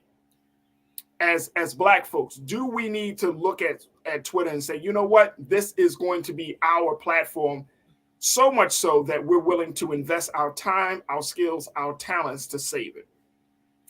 I do believe it is our turf. I think it belongs to us in a sense. First of all, the question may become who can save Twitter from Elon Musk, because I will say I have a conflict of interest as an owner of Tesla stock. I'm glad all of you who voted in the Twitter. Tesla is hurting right now. Yes. I'm like, what is going on? Thank Tesla's you for those hurting. who voted in the Twitter poll and have this man come back to his senses, so to speak, because again, you can be brilliant in some areas, but not be a good administrator. And firing half your staff and seeing all of the changes that sometimes get implemented, then have to be rolled back, and not being able to kind of meet the expectations of what they were designed to do. It shows a lot. He exposed himself in terms of his ability to lead as, like I said, a top exec. Sometimes you got to let other people who can handle the job do the job. Elon, thank you. So that was quite surprising, I think, to all of us. So to your question, when it comes to should we actually be looking to invest or even own this space, I say yay. I say yes because of Black Twitter. As we have seen this platform develop over the last few years of its existence, Black Twitter has become just this powerful phenomenon that through this space, unlike any other, has allowed us an unfiltered, unified social exchange where we have been able to say what needs to be said, bring attention to issues and all types of policy and ways in which we can advocate for what we think is important. I think the Black Twitter space, which for those who may not know watching, is, this informal group of everybody from politicians to journalists to everyday folks who care and more. Who kind of have this unadulterated conversation that leads to change. Some of the top hashtags ever used on Twitter are related to Black people and our struggles. And we have become a very important cornerstone of what this, even though it hasn't been profitable, the value of this company has been. When you want to know what really happens and what needs to come out in terms of breaking news, you check Twitter.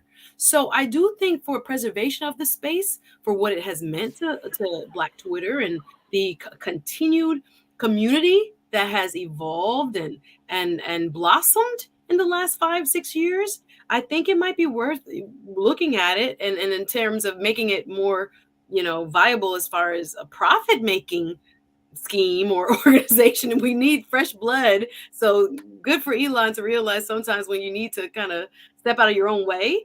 And if a person of African descent wants to come through, I think it would be an awesome investment. It's going to be interesting. And I love, Lana, your take on this. You said, Elon, right when I made the jump, I'm enjoying the space. Elon realized it's a financial dump. It's ours to save because we are the content. Yes. Well said. Well said. Okay, Lana. Okay. Okay. Jawan, you checked in and say he should step down as owner too. Sell it to someone who won't actively work to dismantle it. Yeah, that's another part of that. Yep. So Jawan, I appreciate that. Let me just share with you with some of the names that have come up in this conversation. Let's start with Mr. Bob Johnson. Y'all remember Bob? Y'all know who Bob Johnson is. BET. The founder of BET, the former owner of the Charlotte Bobcats, Bob Johnson. He's been one of the top investors. He's a major player, billionaire at the forefront. And they're saying that he could put together a group of investors that could take and make Twitter fun again.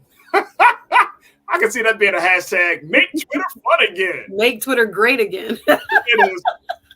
There's another person. This is an interesting gentleman. I never heard of this gentleman until the Root brought it up, but David Stewart, he's the billionaire who's the founder and chairman of Worldwide Technologies, one of the largest Black-owned companies in the United States. So they're saying that his transition into the social media space would be seamless. I've never heard of this brother, but I'm not surprised because I'm not in tech. So I could see that. I could definitely see that. Julia Collins, she's the first Black woman to co-found a company valued at $1 billion by investors. She already works in the world of technology thanks to her company, Zoom Pizza, which uses robots for pizza production. Wow. Isn't it good to know that we have that many Black billionaires? Praise God. I'm telling you. Wow. Of course, the other person who you and I talked about, Mr. Robert Smith, he is one of the richest Black men in the world. He's the founder of Vista Equity Partners. Remember, he pledged $4 million to help Morehouse students pay off student loan debt.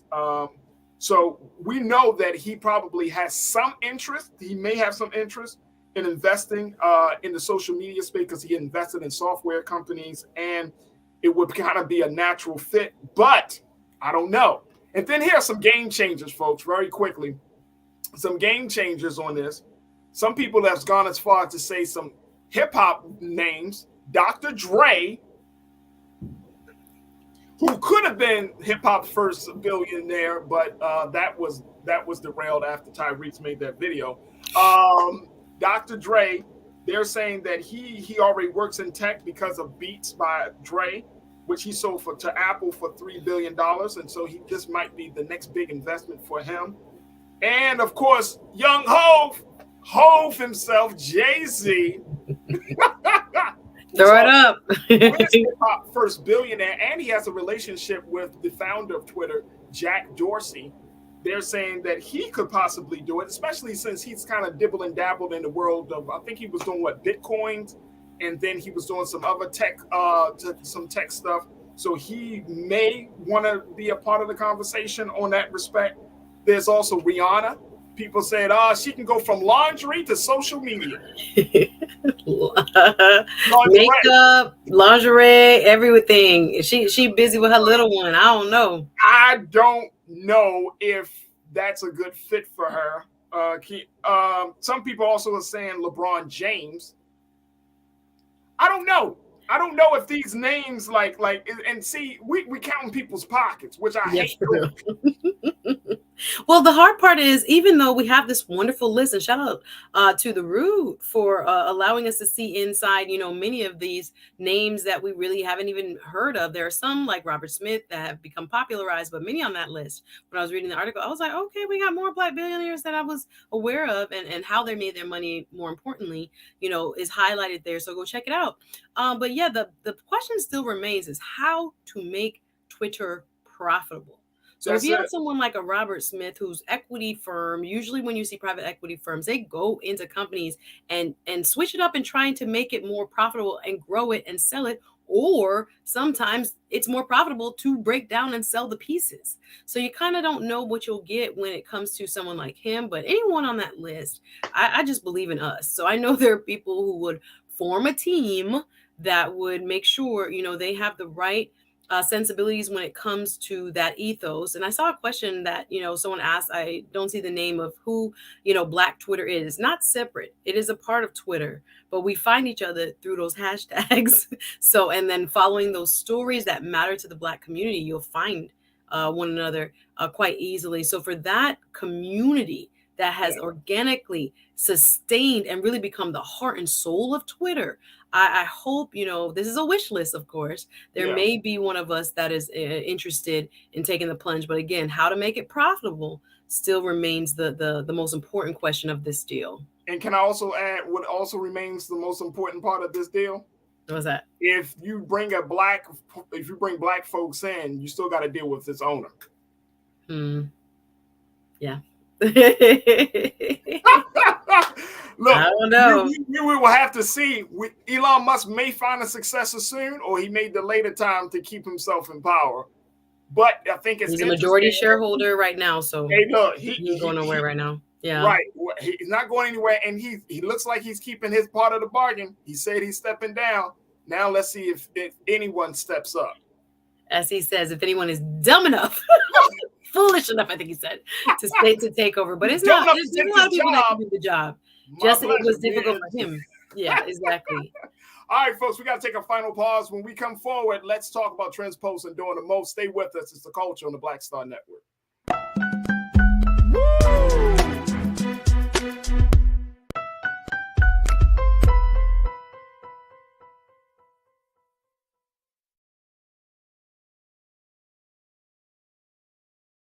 Hatred on the streets, a horrific scene, a white nationalist rally that descended into deadly violence. White people are losing their damn minds.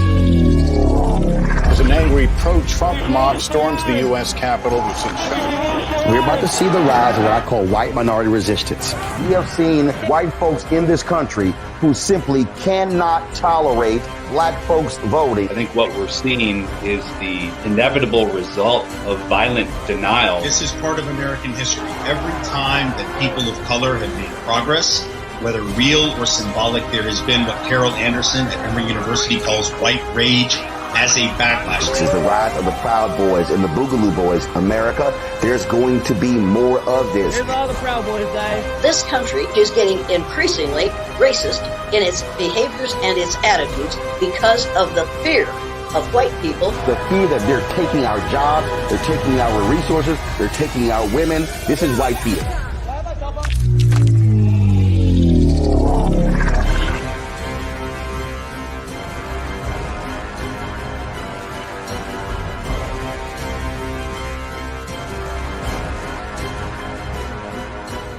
Black Star Network is here. Oh, no punch! I'm real revolutionary right now.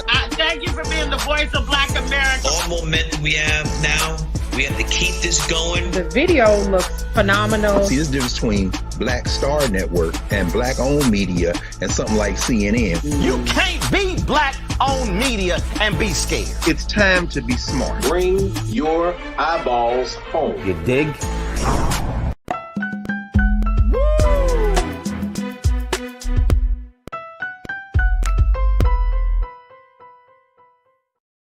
All right, folks, what's trending right now in Black Twitter? Let's bring Suzette back. What's trending right now in Black Twitter right now, Suzette? Well, everybody is awaiting the premiere of the new 8-episode limited series, The Best Man, final chapters.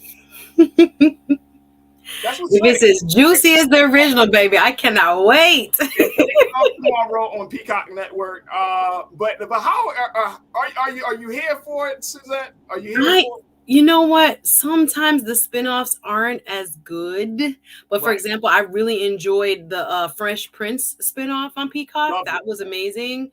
And so it's just like, please don't mess it up. But I'm here for it. I'm giving it the benefit of the doubt. Of course, this is the story of a group of friends that have come together. And of course, if you follow this story, the original movie that came out like 20 years ago. Crazy. Like 20 years ago. It's crazy. I know. So there's a couple of criticisms about this new limited series that's going to be airing. First and foremost, they're going to drop all I think, and this is what I read. They're going to drop all 8-hour-long episodes at one time. Okay. I'm for that. I'm a binge watcher. You're a binge watcher, so you all for it. Yeah. I mean, some things I love to binge. Other things, personally, I love to just kind of like, look forward to. But okay. All right. So that's one thing. But they also said, the Hollywood Reporter said that it treads familiar ground because it doesn't go too deep into unknown territory. It picks up where the story left off, where Morris's Chestnut's character, his wife passed away. Now he has to kind of go through life and picks up certain things. Of course, they talk a little bit more about social issues than they generally talk about. But then there was another a piece about that, which is that the women characters have more dimension now. Mm-hmm. That they get more, like equal screen time. I'm talking about like Sanaya Lathan and Nia Long and what's the Regina Hall? Yeah. Right, right. They're getting more screen time, so there's a little bit more equity in the filmmaking. But there still seems to be a little bit more focus on the relationship and friendship of the men than there so of the women. But what do you make of these criticisms? I'm okay with it. I mean, the movie is called The Best Man. I think when it came out, it was so groundbreaking. If y'all remember, this was like a seminal movie. I remember of my coming of age watching this and to see all those beautiful, I'm sorry if it's shallow, Black chocolate looking, wonderfully, what should I say? Wonderfully sculpted men. Especially that Morris Chestnut. I'm sorry, y'all. I'm done. Okay, I'm done. First thing, Morris Chestnut man looked like he did. He looked like he aged, but he didn't age. No, and I hope he keeps it up, and we're gonna see some of that. Sorry for being shallow, but listen, hey, I just remember his first appearance in the movie coming on the screen, and we like to be very vocal, us in the diaspora when we watch. Wakandans tend to be a little louder in the theater, but the oohs and I just remember that movie was full of loud expressions by the audience because we were into it. We were into the characters, and to see Black men emoting and talking about different parts of their lives, and marriage being a kind of centerpiece of what brought them together. And then of course the little messed up part with Taye Diggs, having the secret that he wanted to bring up the day before the wedding, like, who does this? The fight scene, I remember that very vividly. And so I was like, I have to go back and watch this, but maybe I don't, because I do remember a lot of the scenes. So the fact that they thought it was worth another go, I think it's good.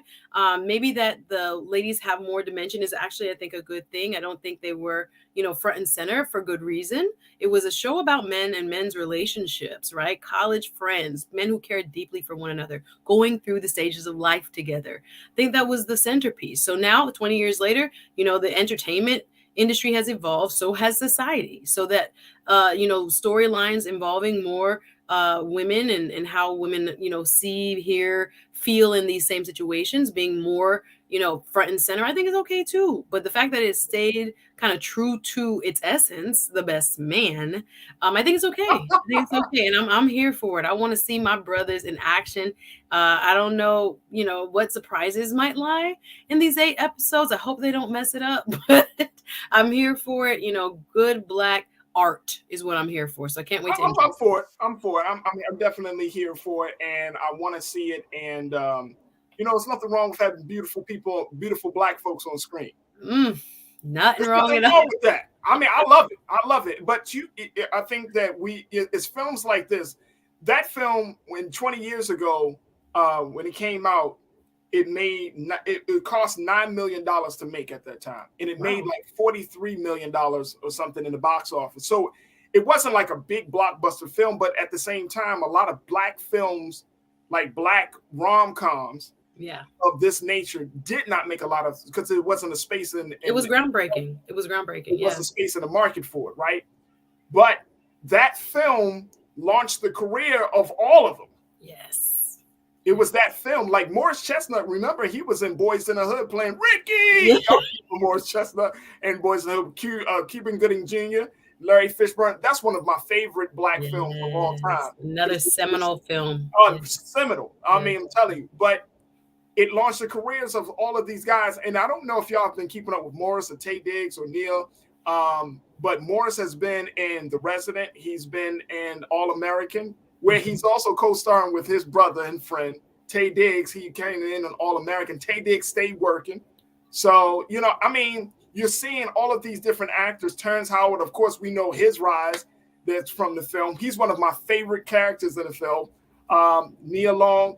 We've seen Regina Hall taking a much more serious note. So, it's beautiful to see it, and I'm definitely here for it. I hope that the only thing that can kill this limited series, Suzette, is bad writing. Yes, I was just thinking that. I was like, I hope the writers got it together, because again, for these people to even be working in Hollywood 20 years later says a lot, right? Big thing. I'm excited for each and every one of them. The showrunner for this limited series comes out of the Insecure camp, where she was working with. It's a Black woman. She was working with Issa Rae on Insecure, so she's taken on the helm of being the showrunner for this limited series. So there is a lot of Black culture connected to it. So I hope that folks check it out, and we can have a conversation about it. You know what I'm saying? Let's see people. I'm here for it. I will be watching. Do a little review of it. I'm with it. I'm with it. I think again, it also with this kind of renaissance of what's old. I can't believe it's called old now, but like that old culture of hip hop now becoming, renewed or refreshed again. I just think it's a part of, the imprint it had on Black culture. All these years later, we're still interested in the best man. So for the kids who weren't around when it was first made and how important it was for us to see, positive images, Black men in their full glory. Again, intelligent conversations, great writing, compelling storylines, lots of passionate, scenes. It was beautiful. It was a beautiful piece of art. So the fact that it was, it was seen as something that was so good enough to revive it, I'm really excited for what it might be. So fingers crossed. Fingers crossed. Well, Suzette, I appreciate you. We know that you got your YouTube show. We're always looking forward to you. I had a chance to tune into a couple of the episodes. Yes, you did. Dope. Thank you. Dope. Yes, so make sure y'all check out Suzette Speaks on YouTube for her show. Go over and sub, please. Sub. I need subs. Subscribe to it and support her because she is a phenomenal host, art, and guest as well. So, I think we are live. Hey, everyone. Absolutely. There it is. All right, Suzette, thank you so much for being so good for the culture today. We truly appreciate you. Thank you. Bye, everybody. All right. Thank you. All right, folks, that's going to do it for us. Make sure y'all show y'all support for Black Star Network.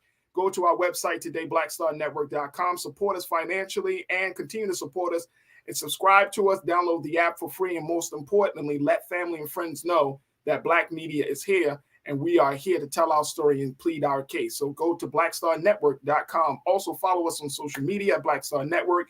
And follow yours truly, Faraji Muhammad, me, this guy, on Instagram at The Real Faraji, as well as me at Faraji on Twitter.